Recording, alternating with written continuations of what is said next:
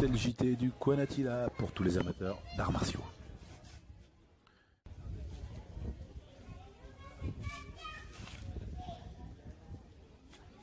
Salut les gars, aujourd'hui on va parler Pichagi, autrement dit Pandachagi, le coup de pied à 45 degrés. Première question, avec quelle partie du pied frappe-t-on le Pichagi? Alors, le Pichagi se frappe avec la partie supérieure du pied, donc l'arête supérieure du pied, que l'on appelle baldung, qui est au-dessus du pied, avec laquelle on frappe, je pense, au football. Donc je pense à Zidane, qui est retraité. Ensuite, il y a une petite vanne sur le foot. Voilà, donc avec l'arête supérieure du pied, ce qui permet de faire beaucoup de dégâts. La plupart des gens frappant avec la partie plate du pied, le son n'est pas le même et l'effet n'est pas le même non plus, puisque toute l'énergie dégagée sur le Pichagi se disperse sur une surface plus importante. Moi, je travaille avec l'arête du pied, ce qui permet de casser les coudes. Question 2. Est-ce que le Pichagi est utilisé dans d'autres arts martiaux? Alors bien sûr que oui, il ne porte pas le même nom, hein, comme je vous l'avais déjà précisé la dernière fois. Chaque pays s'étant approprié les coups de pied, en leur ayant donné une désignation correspondant au langage du pays.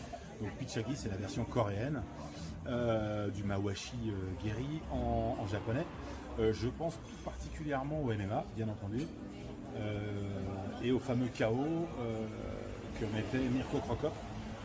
Avec son fameux Pichagi à la tempe, à de nombreux adversaires, Vanderlei Silva, enfin il les a tous mis KO avec ce fameux coup de pied à 45 à la tempe. L'actualité des arts martiaux. Alors aujourd'hui je vais vous parler des nouvelles tenues de compétition de la WTF, donc la World Taekwondo Federation. Ça me tient particulièrement à cœur. Parce que là, on a vraiment atteint un degré zéro au niveau du ridicule. L'art martial qu'est le taekwondo aujourd'hui s'en trouve vraiment dégradé à mon avis. Et je pense que les gens qui aujourd'hui vont se présenter en compétition avec ces tenues-là vont passer pour des bouffons. Donc ça me fait très mal parce que moi j'ai commencé à faire la compétition en 88 et à l'époque on combattait en dobok bien entendu, on n'avait que des placerons, on n'avait pas de protège tibia ni de protège avant-bras et on commençait à porter des casques et les coups étaient portés.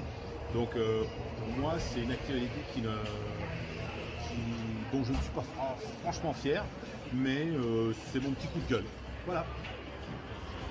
De quels vêtements se compose cette nouvelle tenue? Alors la tenue, vous verrez, on vous mettra une petite photo. Il y a un collant sur toutes les jambes, et puis il y a un t-shirt au niveau de la partie haut du corps, et puis des sortes de genouillères, et puis des protège-pieds. Enfin, on a l'impression